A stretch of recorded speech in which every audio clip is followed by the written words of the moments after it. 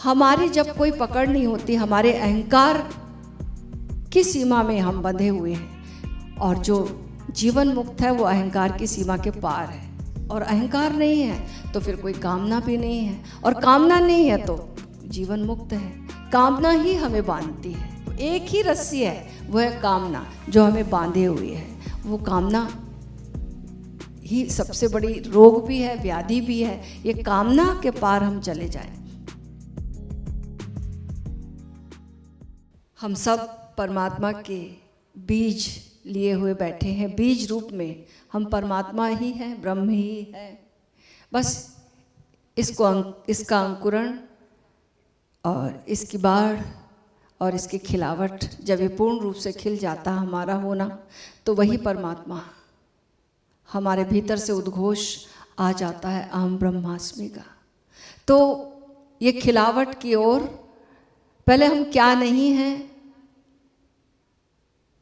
ये जान लें, तो जो बचता है शेष, वहाँ से ये उद्घोष उठता है। तो इस गीत के माध्यम से हमें अनुभूति तो होती है ध्यान में, लेकिन जब हम गाएंगे तो और ज़्यादा भीतर से सघनता से हम ये अनुभव करेंगे गाते हुए। तो आइए इस गीत को गाएंगे। ना मैं देह हूँ ना ही मन हूँ, महाशून्य शांत गगन हूँ मैं हूँ कर्म बंध से भी परे, असंग मोक्ष किरण हूँ मैं।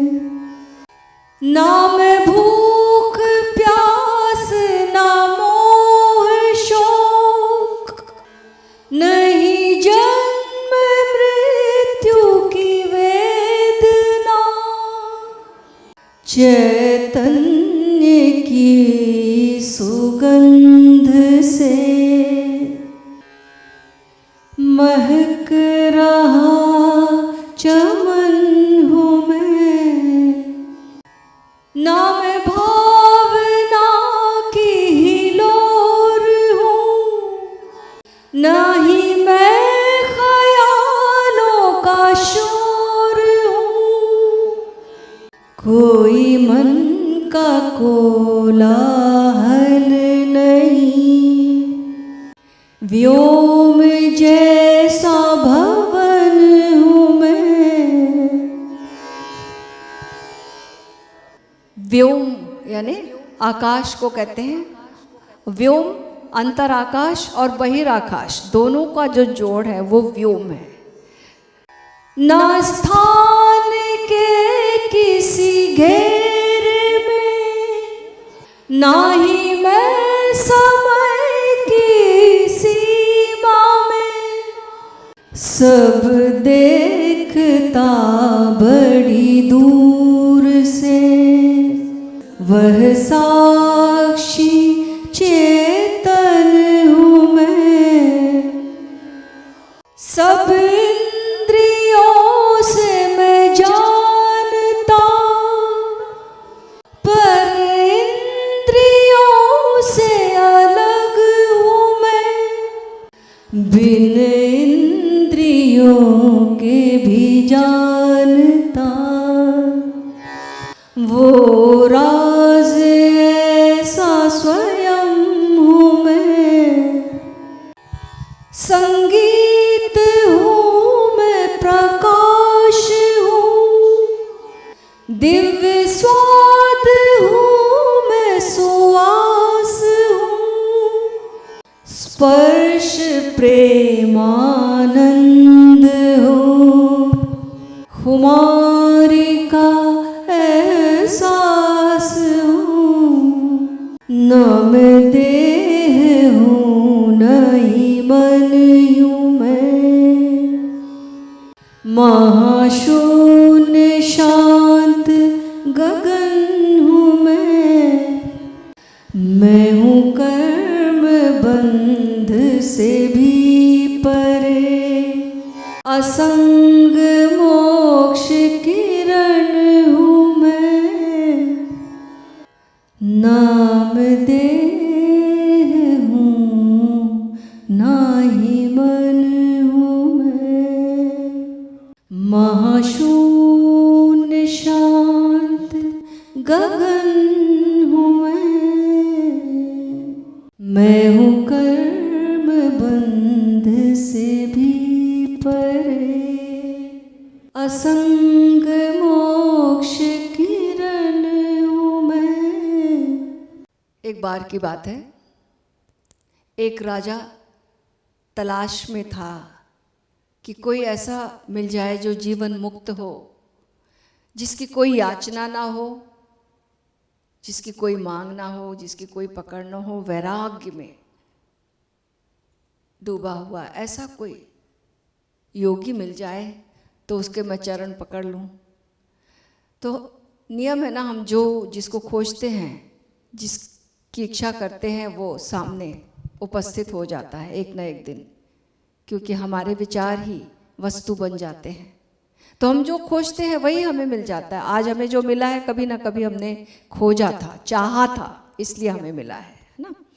तो उस राजा रोज सैर पे जाता था, तो जाते जाते देखा कि एक व्यक्ति जो है दूर बैठा रहता है पेड़ के नीचे, और बड़ा शांत स्थिर बैठा रहता, आता है तब भी और जाता है तब भी।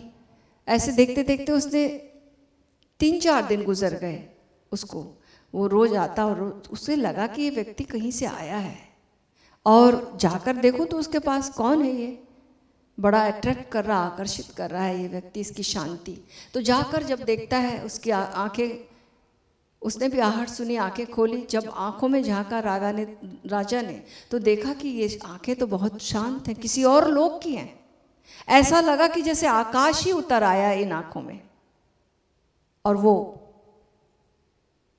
बहुत ही प्रसन्न हुआ। राजा सोचा कि मैं जिसको खोजता था वो मिल गया, बिल्कुल फटे पुराने कपड़े पहने हुए, एकदम एक ही चितरे पे बैठा हुआ, और इतनी मस्ती और इतना भीतर एक होने का जो बल होता है वो है। तो इसने सोचा, प्रणाम करके बोला कि महाराज, मैं आपसे दीक्षित होना चाहता हूँ, आप मेरे घर चलें और मुझे वैराग्य का उपदेश दें, जैसे आप, मैं बरसों से ढूंढ रहा था कि कोई जीवन मुक्त व्यक्ति मिल जाए जिससे मैं वैराग्य के गुर सीखूं और मैं भी जीवन मुक्ति की दिशा में साधना करूं। तो ले जाता है उसे, अपने घर में ले जाता है। जैसे ही राजा ने बोला तो तैयार हो गया वो तुरंत फकीर, और चढ़ गया उसके घोड़े में और चल पड़ा। तो राजा ने सोचा कि अरे, इसने ऐसा भी नहीं, टाला भी नहीं कि कल देखेंगे, थोड़ा टाल मटोल भी नहीं कि, तुरंत हाँ बोला और तुरंत चढ़ गया घोड़े पे और चल दिया। और जब चला जाता है तो राज्य में, महल में जाता है, उसको खूब उत्साह से उसका स्वागत हुआ और सब उसको घर में रखा गया, महल में रखा गया। सारी राज की जो सुविधा होती है वो सारी दी गई, राजसी सुविधा सब कुछ उसे मिली। तो वो रोज राजा उससे सुबह अब घर पर, महल पर मिलने जाता तो देखता था ये तो बड़ा मस्त है, और सारे राजसी जो ठाट है उसका पूरा उपभोग कर रहा है ये तो उसके मन में प्रश्न उठता कि मेरे और उसमें फर्क क्या है, फिर ये सच में बैरागी था या बस ढोंगी था ये प्रश्न उठने लगा।